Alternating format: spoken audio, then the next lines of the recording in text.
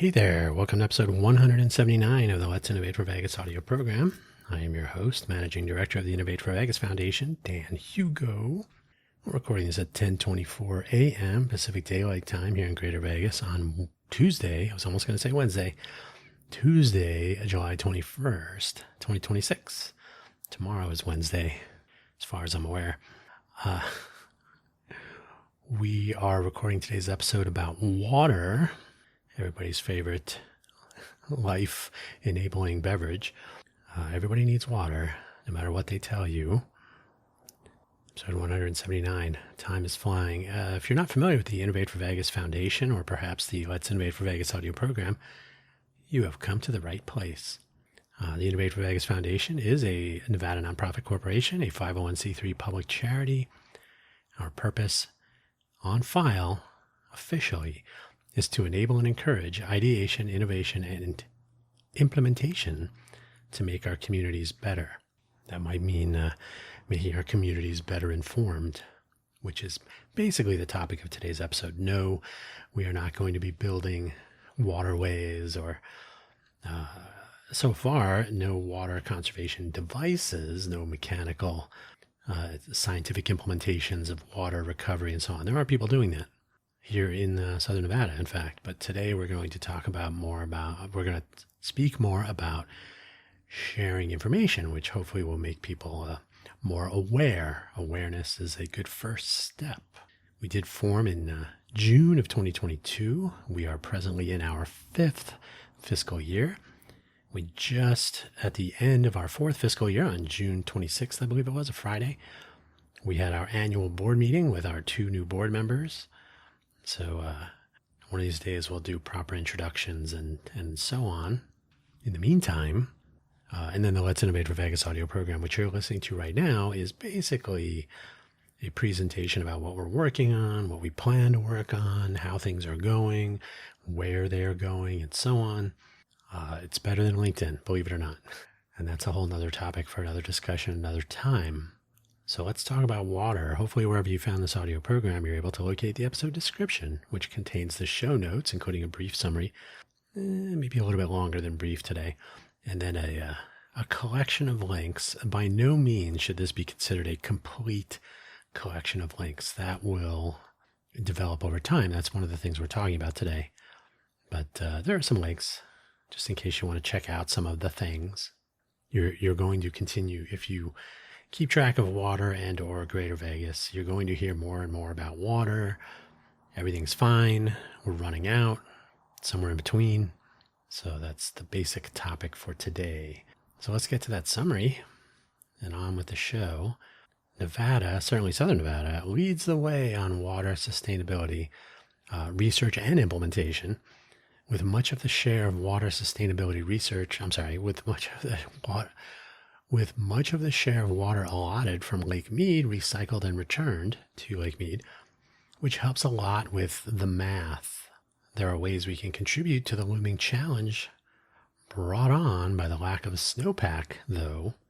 Let's talk about it. I will point out right now, in case anybody is curious, I am not a water expert. I don't know the ins and outs of water. I certainly don't know all the lingo, the terminology, the best practices, and so on. But I am a big fan. I really, really enjoy water. Right now, I'm having some yerba mate tea, which is made with water. Delightful. But I do know how to search for things on the internet. And eventually, we're going to talk in future episodes, we're going to talk about how we're grabbing data from various sources and what we can do with that data to present it as information on which people might make or base decisions and discussions and so on. So let's begin. The links, the first 2 are our usual 2 homepages. We're going to do more of an episode around this specifically in the near term. I've been saying the Innovate for Vegas activity website. Now, first of all, Innovate for Vegas, Innovate FOR Vegas, no space. It's the same between both. Our activity website, innovateforvegas.org, technically it's really our cohort website. If you are participating as a member of our cohort, now we're not a membership organization, but if you want to participate in initiatives and component projects over time, you can say you're a member of the cohort. You're collaborating with others, working on our various endeavors. The .org website is where all of that is featured and found and so on. It's in dire need of updating. But in light of this tuning of how people can find what we're working, what we're working on. Did you hear my voice just take a break there? So what are we working on specifically? InnovateForVegas.org. Now our foundation website, InnovateForVegas.Foundation, you could view that as the main entry or the top level. InnovateForVegas.org, InnovateForVegas.Foundation are one 501c3 public charity. We're one Nevada nonprofit corporation. If you're talking about our cohort activities.org, if you're talking about things like, the Innovate for Vegas Foundation is facilitating and fiscally sponsoring the Smart City Vegas initiative, the Smarter Smart City Challenge, the upcoming City Camp in September. Hopefully we'll get people interested in that. You're not joining our cohort to work on the projects and initiatives that we are pursuing. We're enabling other things. So technically, all one big foundation. But from an information awareness and presentation perspective, InnovateForVegas.Foundation is about some of the things that we are fiscally sponsoring or facilitating or otherwise enabling. Challengers.Vegas, Talks.Vegas, Mastodon.Vegas, some of the things that have been on the back burner until we got our board filled out. So those things would all be kind of linked back to the InnovateForVegas.Foundation website. But again, structurally, one big foundation, one small foundation, but potential to be big. So we'll talk more about that in future episodes. The rest, 5 links. I could have easily put 5 more. I don't want to go too link crazy. Most people don't click on these anyway. There's a Southern Nevada Water Authority page on water shortages. It's more of a how-to or how not to. Turn that faucet off. So something interesting. I was really hoping they would have more topical, timely information on such a page or links to it. I didn't see anything on first blush, but there is going to be a deeper dive into information resources or data resources available, so we can pursue this whole idea. Also, I'll point out that Greater Vegas is not the only place on the planet that has water supply and demand issues. So this might be a useful initiative for other places. Anywhere where resources are constrained might be interesting to have a more generalized approach to such a platform or such an initiative. Something to think about. The USBR, that's the United States Bureau of Reclamation, has a page on the Colorado River Basin. That's where we are. I believe it's 7 states. So a pretty big area in the Southwest: California, Utah, Nevada, New Mexico. I think New Mexico to a lesser extent, but maybe New Mexico. Nevada, of course, Utah. Did I say Utah? New Mexico. Is there any other? It's 7. Anyway, go to that page, you can check it out. We're mostly concerned with the Southern Nevada part because I like drinking water, as I do. So you can check that out. The Colorado River Basin has been in a bit of a drought state for a while. In fact, the next link is a Wikipedia page about the Southwestern North American mega drought. That has a ring to it, doesn't it? So yeah, 25, 26 years of, drought, dry, dusty, no water. So that is essentially from the year 2000 to now, give or take a couple of weeks. So the mega drought definitely impacting the Colorado River Basin. And right now, water rights are being renegotiated with this in mind, although they were expiring anyway, so they had to be renegotiated. Not only is water not overflowing the banks of the Colorado River at the present time, but the projection is for less of the same in the next 2 to 3 years. Not as much snowpack, snowfall, snowpack, snow melt, which means not a lot of water flowing into the Colorado River, the one that we all depend on. You can read about the mega drought there. There's a Clark County Wikipedia page. I use that as a quick resource for population numbers, And there's some other information there if you want, but so that's my source for the census data that I am comparing. It didn't really have current population data, but it did have it from 2020. And there is a water use article on the Channel 8 News Now website. It's not 8 New Snow, it's 8 News Now. So the Southern Nevada Water Authority has been driving a water conservation effort, efficient use of water, water recovery, recycling. The water that is returned to Lake Mead applies as credits towards our total water usage so we can make the most of our allotment of our water rights as they were. And then as, whatever they negotiate moving forward, with the federal government, so everything will be fine. The interesting thing, though, is that there's an ongoing effort to reduce the per person water consumption. I'll say right now, you can read the article. They put it at, the Water Authority, puts current water usage at 95 gallons of water per person per day in Southern Nevada. I assume that means Clark County, but you can read the article. So not just Las Vegas, but the area, the people that depend on Lake Mead. And they want to get that down to 86 gallons per person. Don't flush every time. I will say when I was first searching around for per person water usage data, the first number I found, thank you Google AI search results, was 130 gallons of water per person per day. And that was attributed specifically to Las Vegas. So, AI is almost always correct. Almost. I asked AI and that's what it told me. So, and then there are some other websites, especially at the state level. I'll mention them, but they are very jargony. So we're not going to go too far into that today. But good sources of data are essential. So let's get on with the show.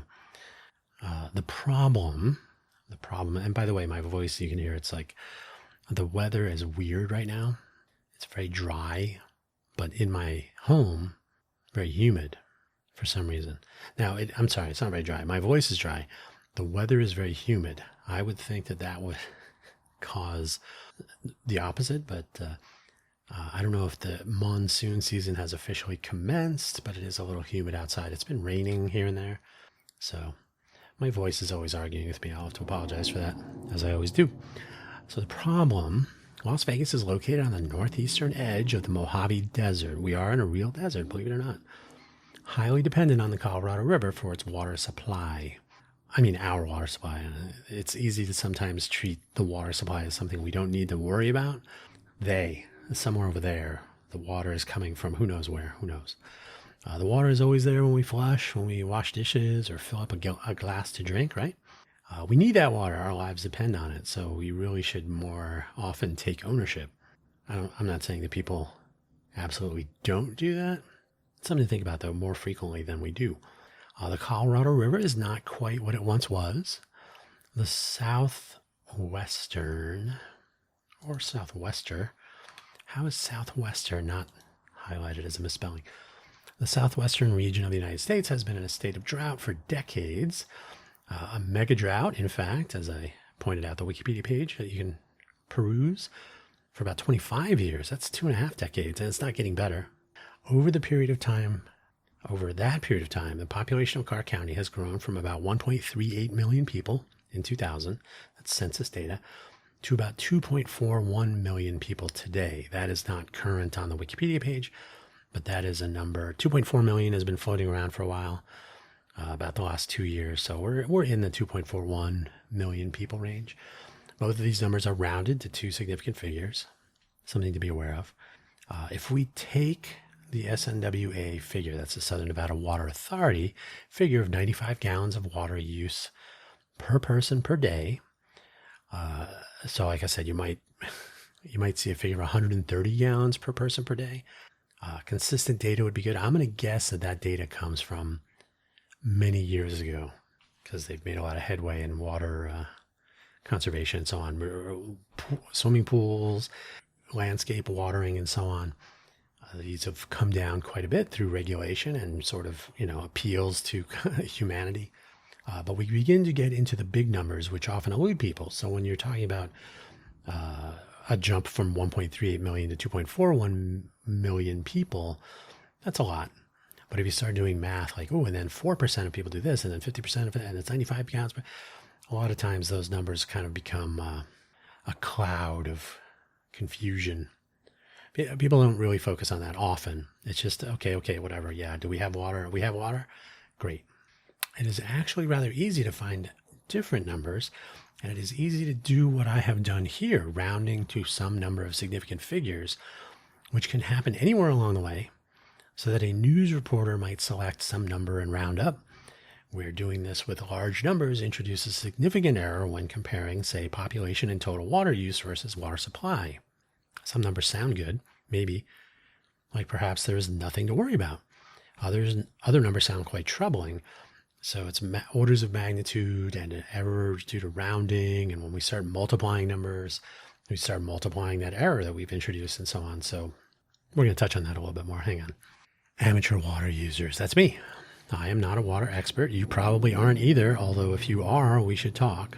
To Hugo at innovateforvegas.org or .foundation, your pick. We have different numbers floating around, whether these are population, water use per person in gallons, water use per person in acre feet, total capacity in gallons or acre feet of our water reservoir, Lake Mead, and maybe other water supplies. Water usage, and by the way, which basin are we talking about, and so on. Water usage for irrigation and the flora in general. I read something that it's 57% of total water usage. That sounds outlandish, but it could be. Seems like a lot. Water rights and how they may change after 2026 through a renewal of the terms of water sharing among the 7 states and other nations, think indigenous peoples, which depend on the Colorado River to live. So these are a lot of numbers that get thrown around, and often they are not thrown around with analysis in mind. They're thrown around to give some sense, and then let's move on to something else. Throw in recycling and water credit swaps and movement of water between Lake Powell and Lake Mead and who knows what else. There's more. We know little day to day about such things. Luckily, there are people that pay attention to this with a microscope, and most might argue we don't need to. As long as the water comes on when I flush, I'm good, right? Suppose we compare this system awareness, or lack of it, to the way weather works. Not the way weather works so much as weather reporting. That is a lot. I don't mean climate. No, I'm not saying the big picture like that. I mean the weather report you might see on the news, or more likely on a news website, or on a weather website even, or maybe in your browser. Maybe you have something that tells you the weather. I know mine has a little plugin or something that does. With barometric pressure, front lines, and an occasional storm cone, and high and low temperatures, and the list goes on. There's all sorts of meteorological data that is presented to people as a matter of course. They do it every day. 3-4 minutes worth of weather reporting on local news stations back in the day, and even more so now. You don't have to allot a block of television time. You just have a whole website with all kinds of historical data and maps and charts and who knows what. We get a lot of data in those weather reports, and we get them frequently, pretty much whenever you want. Ask anyone. They will likely be able to tell you what the high and low temperature is supposed to be for today, wherever they are. They might even quip that the weather forecasts are always off by a few degrees either way. That we were supposed to have high winds, but all was calm. That happened one time for First Friday. First Friday is an event here in the downtown Vegas area in the Arts District that has a lot of tents, portable tents that people set up with aluminum frames, very lightweight, and then you attach the top of the tent, which is essentially a sail. So if there was going to be high winds, those things would be blowing all over the place. So they canceled First Friday at the last minute, and then there was no wind. So everybody was totally thrilled with that. Forecasting the weather is not that easy. So anyone can look outside or step outside and get some idea what the weather is like at a given moment. You may not understand what an occluded front is. What does barometric pressure have to do with temperature? What are those clouds? What are the different kinds of clouds? Somebody knows, and somebody will tell you. You can find that information pretty easily. You can find that information right now. I'm surprised that you can't point your camera from your mobile device at the clouds, and it will probably tell you what kind of clouds they are. And you can get this more than once to get some idea what the day was like. So you can check, You can go outside in the morning, you can go outside in the afternoon, you can go outside in the evening, and you'll get a pretty good sense of like, ooh, it was hotter today. Ooh, the evenings are cooler than they were a week ago, things like this. So we can kind of do our own kind of personal weather forecasting just by the feel. You can look out the window too, see if it's cloudy, etc. Weather and water are almost the same thing if you really think about it, almost. The Colorado River is filled by snow melt, so less snow means less water going into the river. Snow, something you might see in a weather report for the day, and maybe in a forecast for upcoming snowstorms and whatnot. You are more likely to see a report of on snow or rain, but without any connection between this and the water supply that comes from the Colorado River. If you are in the greater Vegas area or any of the other places that depend on the Colorado River. So sometimes, I'm not saying never, but these two things, ooh, it's going to snow, and also we get to have water, are not always connected to each other. So we end up with a personally witnessed weather situation day to day without any corresponding personally witnessed water situation. Now, there are people who travel down to Lake Mead, and sometimes they get in a boat and they cruise around and they're taking video and they're taking pictures and they're posting them on websites or in their content that they're creating. These are anecdotal. So yes, visually, very clear that the water level is below where it could be and has been, but these are eyewitness circumstances. Anyone who was around for the pandemic knows that you cannot judge the globe based on people walking into your office if you're a doctor. Can't judge water supplies based on cruising around on Lake Mead in a boat. You're not wrong for noticing, but there's more going on. And if you just click on some of the links and continue your deep dive, your spelunking, you will also find that, ooh, there's a lot of stuff going on in the water supply business. Turn the faucet on, though, the water comes out, whether it's raining outside or bright and sunny. So let's stop worrying about it, right? So we need to get good data. I alluded to this a moment ago. Getting good and consistent data that is accurate and precise goes a long way. Did I allude to that? I alluded to a number error, rounding, and it's not always so easy to do. Why did I include so many links in today's episode when what we want is actual water usage, total water supply, and the trends for each historical, present day, and projected over the next 5 years, perhaps? I can get this data for a stock price or other investment instrument. I can get historical data. I can get all sorts of reporting and speculation on what might happen on an earnings call and so on. I can get this data for local weather, as we already kind of talked about. What's the highest temperature in Las Vegas over the last 50 years? Well, I can get that information in 5 seconds or 10. But getting this data for the level of and consumers of, so the level of the water and consumers of the Lake Mead water, is a bit more than a one-stop shop, believe it or not. It's not impossible, but not a piece of cake. And we're just looking at the water level and usage from historical to projection. So that's it. Just tell me what the water level was over the last 50, 100 years. And what is it projected to be? Okay, so let's correlate that with snowpack and population so we know what the demand is and so on. So can we get all that in one place? No, not really, not easily. So let's talk about data. Previously, I suggested that the population of Clark County in 2020, per census data published on the Clark County Wikipedia page linked, so they attribute their data source as the census data, was 1.3 million people. That's what I said. But if we actually look at the number reported there on the Wikipedia page, assuming we can trust Wikipedia, is actually 1,375,765 people. Now that census data could still have error in it also. So there's no plus or minus factor on there, but what could it vary by? 10%? That's a lot of people. 5%? I honestly don't know what the census acceptable error range would be. What's the confidence interval? I mean, ideally you're going to get 95% correct. So small error, 99 would be better. I added 4,235 people when I rounded that number. I rounded up because it was 1,375,765 people. So more than half. So 1.38 million people was my stated rounded number. So I added those 4,235 people. If we use the 95 gallons per person per day figure, and you'll have to believe me for the moment that the number was higher back then because the Southern Nevada Water Authority has been driving conservation and per person water reduction over the past couple decades. So it was more than 95, but we're going to use the 95 gallon per person figure because ultimately you'd be comparing it to today anyway.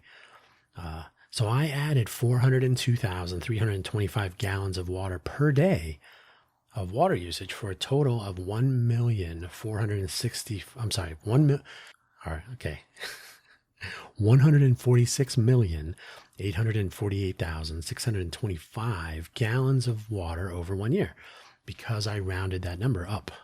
1 acre foot of water is 325,851 gallons. You may hear someone say, oh, it's about 326,000, but they would be wrong. They'd be adding more water to an acre foot, I should say, which means I introduced an error of 450.66 acre feet of additional, and it's 450.661, I believe. So minimal error introduced with that rounding down. 450.66 acre feet of additional water consumption when I rounded that population number up. Okay. This doesn't seem like much. It's a small number, 450 acre feet. What could that possibly mean?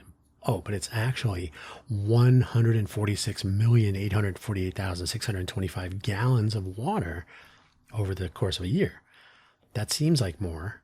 So if I were to round 450.66, 450, that's about right. No, that's a vast difference.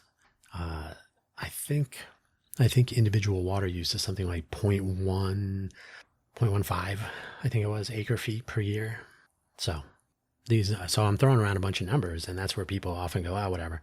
This doesn't seem like much, but this is one simple example. I rounded one number, and that cascades through other calculations. Numerical errors due to rounding, for example, and there could be other errors due to other functions, other data sources that round. So it could be data that comes in rounded. It could be my own rounding. So rounding is a big problem. Significant figures for the win. These tend to accumulate, especially when you're multiplying and dividing, and they can accumulate quickly. If we begin with imprecise data and round that, it gets a little bit worse. And then maybe it gets a lot worse over a few calculations. And error can increase dramatically from there when we have systemic error in our calculations and in our data sources, which also contain their own error and so on. So the error propagates, but we don't know what the error is unless we propagate what that error that we know about is. Plus or minus, here's a number that's plus or minus 2 gallons, 2 million gallons. Which one is it? If you remember your high school science classes, or maybe you did this in math, or maybe both, when significant figures were discussed, and hopefully they were, this is one of the many applications of that area of number handling. When am I ever going to use this stuff? Well, right now. Let me get some water here. Actually, some tea. This is not really thirst quenching. It's probably making it worse. So now, sensor fusion. That's the cool stuff. Suppose we can get accurate and precise data. Accurate and precise, those are both important, from authoritative sources, and we can perform calculations such that we minimize introduction of errors. We can do these things, though I have to say I'm slightly surprised at how difficult it is to get supply and demand data for water here in Southern Nevada. I will reach out to the Southern Nevada Water Authority for best practices in getting that data on demand as we pursue this. Ideally, it would be published as an open data data set. It would be published as open data in the open data data sets we all know and love. Quick shout out to the original Code for Vegas, which participated with the City of Las Vegas and Code for America to develop the existing open data data sets, data catalog platform, which is now available on ArcGIS. That's the case with most places. ArcGIS has done a lot of business development here. So hopefully we'll be able to get some of this data in a convenient way. In fact, there is some usage data in one open data set that I was able to locate. The data set was last updated in August of 2025, though most of the actual row data, so that's each individual row, is from 2022. So not exactly current. That's what we want. We want current data we want historical data, we want current data, and we want future projections. And we want to know how those numbers have been arrived at. Sometimes water and power estimates, water consumption and usage are estimates. Now, in the age of smart metering, it's more likely that we're getting accurate data. So some historical data will be based on estimated meter readings. Turns out rolling a truck, as they say, rolling a truck out to a site to read a meter is very expensive. Smart meters have solved that, sort of. So the state of Nevada, offers some water data as well at the Nevada Division of Water Resources website. And the Nevada Department of Conservation and Natural Resources publish several data sets on ArcGIS in their open data catalog, though it does not look like they have quite what I'm looking for regarding Southern Nevada. So they have like water regions and water rights and so on, not necessarily usage data, supply and demand. And the state sites appear to assume that you, as a visitor, are familiar with terminology and regional designations and so on. So if you want to find water usage for Lake Mead, you better know which basin it's in, and there's a bunch. There's a lot. Technically, probably the more interesting part is in the Boulder Basin, but they only have Boulder Flats listed. Is that the same thing? You need to know that. So some familiarity with what you're looking for ahead of time will be most useful. This is a minor problem. This data should be usable by anyone, whether you know which basin you're looking at, or I just want to know if I should flush my toilet twice today or just once. Yeah, so you better know what you're talking about already. This may not be true at all. So the quest continues for most if you're trying to figure out what's going on with the water. And this is where some might give up and accept the fact that the water flows when I flush. Clearly, everything's fine. If you read or listen to or watch or consume in some way news, most news reporting will either go optimistic or pessimistic. And if you go with amateur reporters that are going out on their boat on the lake, they may go with anecdotal reflection. Look at how low the water is, right?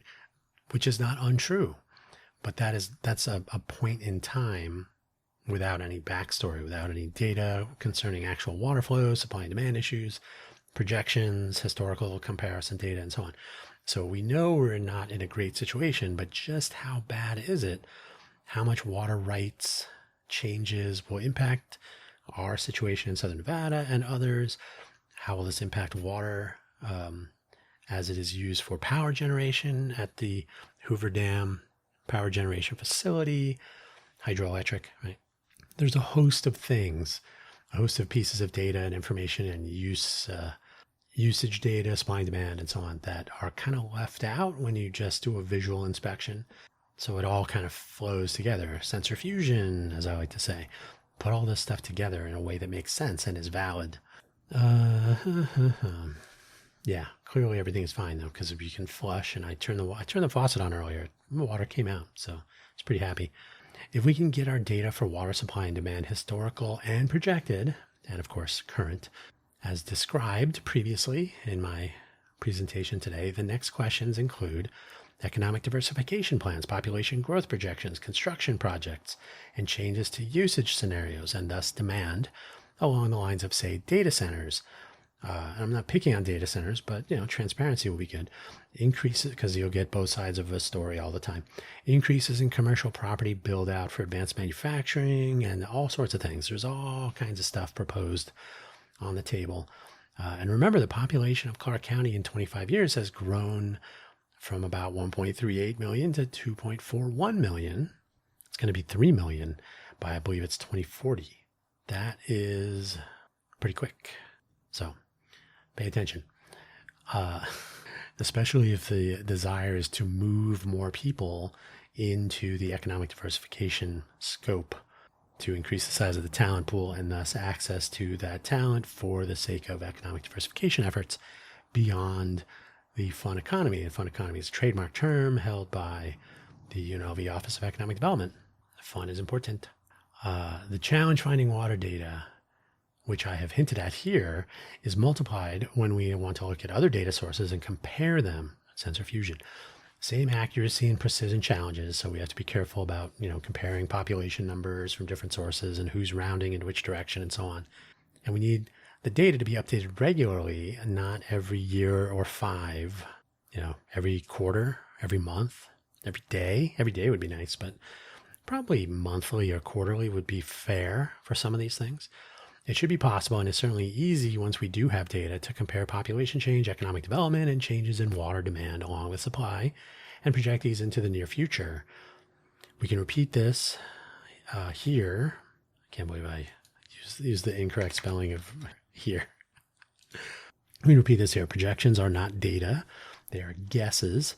So you'd want to have error bars on the projections for sure, right? All of your mathematical calculations and data capture and aggregation and so on, summaries, you want to make sure you propagate error so that when you project a number, are you off by 10% in either direction? You want to make sure that's clear that, we're giving you a number, but it has a range associated with it. And the range could be huge. Who knows? It all kind of depends on snowpack, among other things. Informed guesses, yes, these are not just darts at a dartboard, but they only provide some hints where we should be looking, not what actually is down the road. So we should know, the broad swath of possibility so we can look in that direction. And as we get closer to a particular, whatever the level of criticality might be, we should be able to tune our projection based on more and more data that we have as we approach the projection. So we should always be looking at how we can fit. If we're basing projections 2 to 5 years from now on data that we have from 4 years ago, for example, that's not good. So I'm going to assume the Water Authority is using more current data.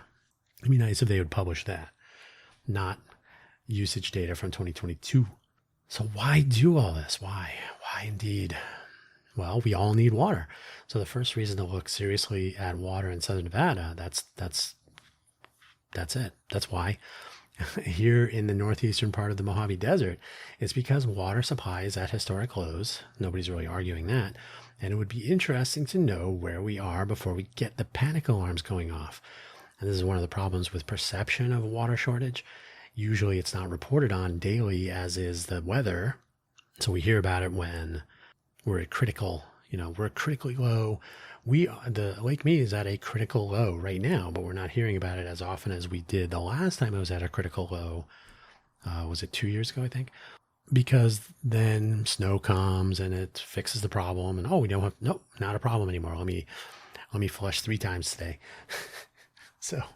So it's a lot, out of sight, out of mind, so to speak, right? And you can't walk outside, hold your hand out, or hold your, wet your finger and hold it up and say, oh, it's windy today, or it's a little bit warmer than normal. It feels like it's going to rain. I'm feeling rain droplets. You get none of that feedback, which can make awareness of the current state of the water supply something of a them, somewhere else. Somebody else is taking care of it. I don't have to worry about it kind of situation. Data is great if we can get it. Information is better so that it makes sense, and it's more useful for assessing where any one person or we as a population are headed. So as we said earlier, big numbers are confusing sometimes, and if we start talking about percentages and error rates and converting between gallons and acre feet and time spans and inflation and all these numbers start floating around and they don't make any sense anymore. So making that into information that people can use and understand and comprehend day to day would be valuable. And I'm not saying that is not done, but it is certainly not done like weather reporting is. Not as far as I can find. A longer term than the daily weather report, but surely a weather bug in the upper corner of your favorite news website providing visual feedback would be useful. Like, you're not going to see a massive change in the water level day to day, but it should just be available all the time. Like the price of gasoline. If you use gasoline in a vehicle or a lawnmower or whatever you're using gasoline for, if you are going to a gas station or traveling near a gas station, you likely see the price posted whether you're purchasing gas or not. Same could apply to water and water statistics. You should just always know what the current state of affairs is. I know how much a gallon of gasoline is. I think it's here in my neighborhood, it's $4.59 or 69. I don't have a car, so I don't worry about it too much. But $4.59, I think, for mid-grade. And I know diesel went back up to $5.49. It was as high as $6.09, a month and a half ago. These are per gallon. I have seen some real estate YouTubers in the past 2 weeks or so. I have a diverse YouTube diet. I've seen some of these real estate characters speaking in recent months, weeks and months, especially weeks, in their content productions about where to move and what the bright outlook is for Southern Nevada. Now's the time to move. Now is not the time to move. And they're all over the place. And more than once, they have been heard to say that we have plenty of water. Don't worry about it. It's never been a problem, and it's not a problem now. And there's all kinds of stuff that takes care of that for us, and we don't have to worry about it. There is always more water when we need it, and so on. Every time there's a problem, it just stops being a problem. I'm not sure why, but I don't have to worry about it, and nor should you. We need not comment on the conflict of interest there. I want you to buy a house, so stop looking at those water numbers. Let us simply say that headlines will be all over the place on the topic of water over the next 2 to 3 years and longer, because projections over the next 2 to 3 years are something like 40% reduction in water availability. I don't know if that means 40% in Nevada because the water rights are being negotiated now, but there will be less water for the next 2 or 3 years, and that could have a severe impact on hydroelectric power generation. I've seen numbers as large as 70% reduction in power production. So having some useful correlation and perhaps visualization or other useful presentation of population, water supply and demand, and various other bits of data crafted into an information or informative rundown on the state of affairs, or is that affairs of the state? These would be useful things. People could grasp and understand these without having a barrage, a fire hose of numbers flowing at them. 40% of what? 20? Is it? Did you say 325? Is it is that acre feet? What is an acre foot? I don't even know how big an acre is. So when you start throwing around the jargon, you will lose people. If you say the high, people don't even say Fahrenheit anymore. The high is going to be 100 degrees, which apparently it is right now. Fahrenheit. So people are much more familiar with the weather, and even though they will sometimes display on a map, on a green screen that a meteorologist or weather presenter is animating for themselves, they'll show the fronts and the high pressure, low pressure, and the different temperatures and different regional temperatures and so on. These are reasonably easy to consume because we have a tactile sense, right? We know if we see a number that says 100, oh, it's going to be warm outside. Oh, yes, it is. You have no sense of how many acre feet you're working with at any given moment. Not normally. Maybe you do. Then we should still talk. So if we can have an informative rundown, a dashboard of sorts that might be useful so that people have a sense of where things are more often than only when there's a panic mode. Finally, and more generally, we exist in a data-centric time. We have various and often disparate providers of data, some of it finding its way into open data sets, but not always, and not always in a timely and reliable way, which could be useful to gather and analyze the various relevant data items on a regular basis if they were published on a regular basis in the usual places so that they can be easily found and used.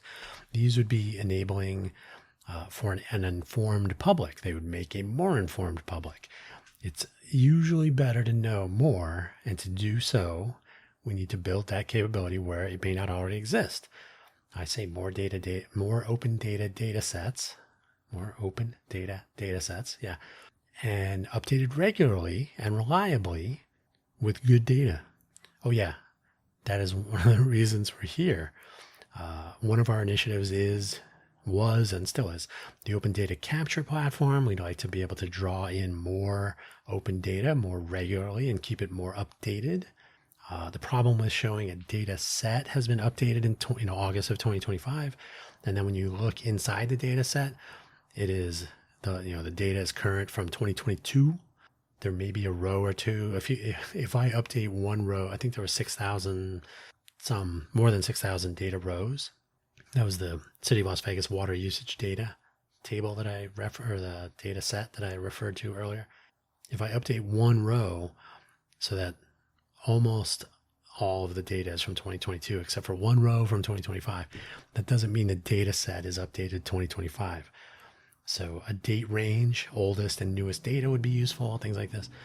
So there's a lot of work that could be done here to maintain the utility of open data. But in particular, if we are in a resource-constrained state of affairs, we are in a resource-constrained state. that's another thing. But if we can make use of an open data approach to publishing and making this data available, then people could actually draw their own conclusions literally with some plots and charts and trend lines, and maybe map usage data onto a geographical map, so you can actually see where most of the water is being used. How is it 57% of water is being used for landscaping and crops and other flora or the fauna? What's really happening here? This might help when people are overly up in arms about, say, the Bellagio fountains. How come they get to use it and I can't have a fountain in my front yard? You probably could. But people don't understand the environmental impact reports and what it means to measure surface evaporation and water losses for the show. They recover and reuse a tremendous amount of that water. And as long as your water losses are equivalent to the same area of residential usage, then you're fine. So you're not using anything more than the equivalent number of homes. People pay their water bills, the company pays the water bill, etc. So Southern Nevada is well below its allotment if you consider the recycling effort. So I think it was 100, roughly, I'm rounding, violently rounding. It's something like 100,000 acre feet of water that we don't use in our allocation because of the water credits of recycling and so on. Now I may have that slightly off, so I don't know what the real numbers are. That would be an interesting number to make available so that people do understand what the water cycle is in Southern Nevada and where benefits come from, the recycling efforts, the recovery efforts, reduction in watering, water schedules, even in odd days and all that stuff. So a lot of this comes down to transparency and gathering useful, accurate, and precise data on a regular basis to provide this information to people so that they know and understand what's going on. I think if people know some of the why, it makes it easier to do the what. Like, why do I need to stop watering? Oh, okay, I see. Because we're almost out of water. Okay. Or maybe we're not almost out of water, but if we don't stop watering the sidewalk, then we will be out of water. So it helps people understand where we are rather than the panic button at the end. Stop watering right now. We're out of water, that kind of thing. So just a weather bug, a water bug. A water bug is a real thing. If I don't look, you probably know about approximately how charged up your phone is right now. You kind of have an idea, like, oh, yeah, I got to charge it later this afternoon. Because you kind of know, because you saw that number on there. That's all. We understand what a red battery icon is, what a battery with a, half full indicator or something. We've been trained. We know what that means. A little pitcher of water, half full, half empty, whichever you prefer. Could be that. That's a good start, and we'll see what happens. Anyway, that's where I'm going to leave it for today. I think this is an interesting area. If you are a civic volunteer-minded person and you think civic innovation is a worthwhile pursuit, sharing information, making people more aware through the use of data and information presentation so that people understand what's going on in their locality, in our oasis in the desert in this case. Well, that's the idea. We should be doing these things that are not currently being done. Some of this data may be found somewhere, but it's the sensor fusion. It's connecting the population and the traffic and the water demand and the supply and the runoff and the weather and all that stuff. If you can present that in a way that people go, oh, okay, I will flush once. I like talking about flushing the toilet because everybody does it, some more than others. But it's a reasonable analogy. If you go to your sink, whichever sink you prefer to go to at this moment, turn on the water. If no water were to come out, you might be concerned. If somebody on the news that you happen to flip on urgently at that point says, hey folks, we're out of water, you will no doubt say, why didn't anyone tell us? But they have been. All right, that's where I'm going to leave it for today. Thank you so much for tolerating my voice, which is itself in need of some water apparently, or something. I don't know what. Thanks for listening. Thank you for always supporting the Innovate for Vegas Foundation in talking about us, in telling your friends about us, in listening to this audio program, and perhaps considering participation in the upcoming city camp in September, and the year-long Smarter Smart City Challenge for 2027, which starts in January. Exciting times when you can be the innovator. Take care now. Bye-bye.